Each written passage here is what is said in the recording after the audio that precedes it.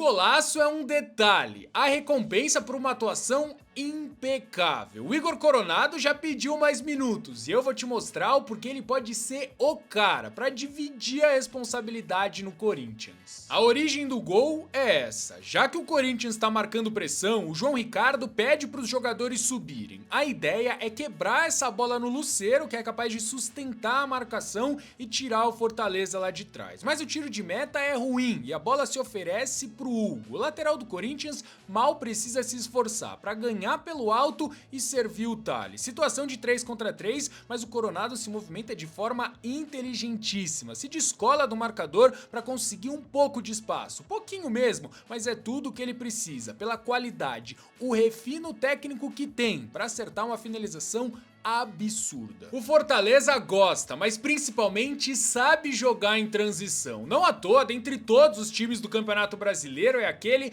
com a menor média de posse de bola. A equipe do Vojvoda é muito organizada e não costuma permitir nenhum erro dos seus adversários. E a gente viu exatamente isso, um Fortaleza armado num 4-4-2 que abriu mão da posse e tentava jogar no erro do Corinthians. Agora, com o intuito justamente de dar mais qualidade na saída, olha como o Igor Coronado se movimenta para receber no pé dos zagueiros e atrás da primeira linha do Fortaleza. Repara como desse jeito ele atrai a marcação do Pikachu e dá mais liberdade para os companheiros no corredor esquerdo. O Corinthians até desenha algo por ali, mas o Fortaleza rapidinho se compacta. E contra um time bem postado, uma das soluções é inverter o jogo para obrigar a defesa a fazer o balanço do lado direito lá pro lado esquerdo e assim deixar o ponta ou lateral em situação de 1 contra 1. E por mais que o Fagner vai errar feio aqui, as imagens falam por mim sobre a qualidade que ele tem para fazer esse tipo de inversão. Inclusive, de bater o olho nos números do Coronado pela Sul-Americana, fica escancarada a facilidade que ele tem para ser criativo. O segundo do time em passes decisivos,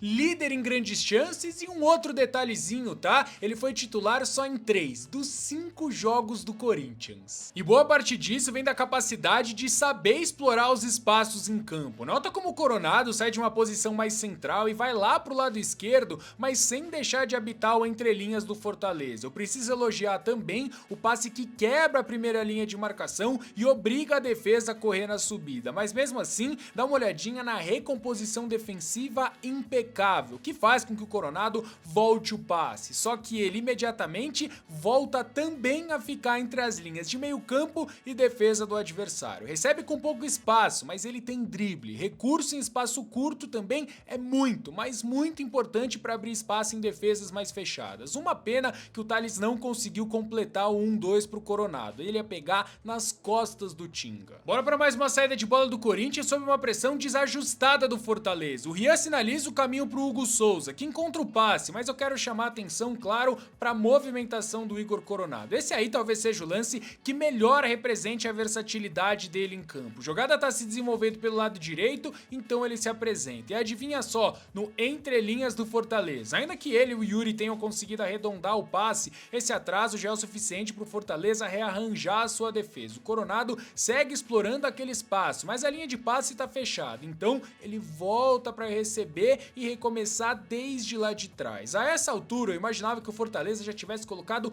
uma pressãozinha nele, mas não foi isso que aconteceu. E aí, de novo, não estamos falando de um cara qualquer não. O Igor tem qualidade para buscar a diagonal e fazer a defesa sair de um lado para o outro. Enquanto o sistema defensivo está preocupado com esse balanço, o Coronado chega como elemento surpresa por trás e mais uma vez no drible, na capacidade de arrastar os adversários, desequilibra e se associa. Ele ficou louco de não ter recebido de volta. E vamos combinar, tem motivo para isso. E pelo mapa de movimentação do Igor Coronado contra o Fortaleza, a gente consegue entender essa versatilidade. Ele jogou principalmente deslocado pelo lado esquerdo, mas quando precisou, ele também apareceu muito bem pela direita. Esse lance aqui também é interessante para mostrar outra coisa. Quando o Fortaleza pressionou o portador da bola na saída, o Corinthians não teve vergonha nenhuma de fazer essa ligação defesa-ataque buscando a movimentação do Yuri, que escorava para quem vinha de trás. Por coincidência ou não, aqui o Coronado mais uma vez ocupa aquele espaço atrás da segunda linha de marcação e sem praticamente precisar pensar, ele já busca aquela inversão. Quem aproxima agora é o Bidon, que vai bem demais no drible para tirar a marcação e finalizar de fora da área. Nesse outro momento, o Fortaleza sobe as peças para pressionar o lateral do Corinthians. A bola era pro Yuri brigar de cabeça, mas ele perde o tempo e ela cai no pé do Coronado, que humilha girando para cima da marcação e lança o Thales em profundidade. O Coronado não é velocista, não tá com o preparo físico em dia, mas compensa no tempo de reação e qualidade em espaço curto. O que ele faz com o Tinga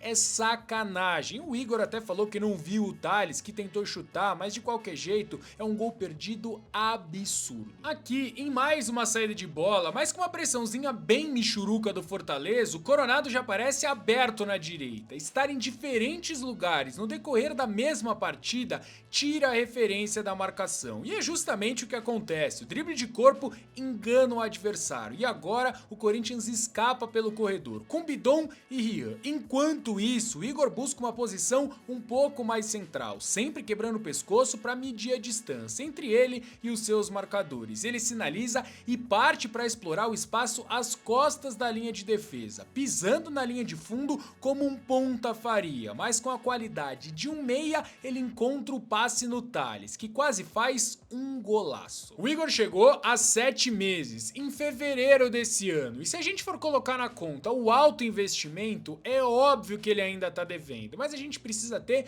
muita calma. E eu explico claramente, pelo menos essa é a minha opinião, a questão com o Igor Coronado é física. Assim que ele tiver 100% recondicionado, ele vai sobrar no futebol brasileiro. E isso aí pra mim fica claro quando a gente bate o olho também nesses números dele nos últimos 3 jogos pelo Corinthians, começando a recuperar a confiança e jogando muita bola. A gente sabe que o Coronado não é um jogador que se entrega defensivamente, mas pelo fato de não ser ativo sem bola, ele tem um papel muito importante nas transições, até porque sem Rodrigo Garro e Depay, o Coronado é quem tem mais qualidade técnica. Repara agora que ele tá centralizado, é um cara capaz de fazer isso aí, induzir toda a defesa para um lado com o intuito de liberar o corredor oposto. Depois de travar, o passe é perfeito pro Fagner, que atrai a marcação do Tite e deixa o Yuri Alberto em vantagem. O problema é que o Yuri cansou de perder esses duelos. Aliás, vocês viram, né? Se dependesse do Coronado, o Corinthians tinha classificado no Castelão. Se liga nesse lance que ele aplica uma pressão, força o erro do jogador do Fortaleza e depois da interceptação, o contra-ataque tá desenhadinho. O lançamento do Thales poderia sim ser um pouco mais fundo, mas o Yuri precisa ter muito, mas muito mais timing que isso. O mesmo timing do Fagner, por exemplo, para antecipar, tomar a frente do Breno Lopes, inclusive vou falar aqui que o Fagner fez um jogo bem honesto contra o Fortaleza. Não é nem sombra do que já foi, mas eu vi muita entrega, tanto na marcação quanto para apoiar o ataque. E o trato com a bola, a gente sabe que ele tem de sobra. O cruzamento aqui foi na medida, mas o Thales apanhou da bola. Não deixa de ser uma frustração, mas o peso das chances perdidas fica um pouquinho menor depois do gol marcado pelo Yuri no finalzinho. Aliás, sobre isso eu também preciso elogiar o Ramon Dias, que fez as substituições, mas não fechou a casinha, mesmo contra um Fortaleza que não perdia no Castelão há 21 partidas. O Corinthians sim, deu alguns passinhos para trás, mas longe de abrir mão do jogo e ficar passando sufoco lá atrás. Aliás, quando o Fortaleza teve a bola no segundo tempo, o que a gente viu foi praticamente isso aí, um time que rodava ela de um lado pro outro, mas sem qualquer objetividade. Mesmo nessa velocidade mais acelerada, dá pra ter uma ideia de como o Lion tava sempre por fora do bloco. Foram só 3 finalizações nos últimos 45 minutos e menos de 0,1 gols esperados, ou seja, o Fortaleza teve menos de 10% de chance de empatar o jogo, mas ainda assim eu acho que a chance é bem menor de você que chegou até aqui não deixar o like e, lógico, se inscrever no nosso canal.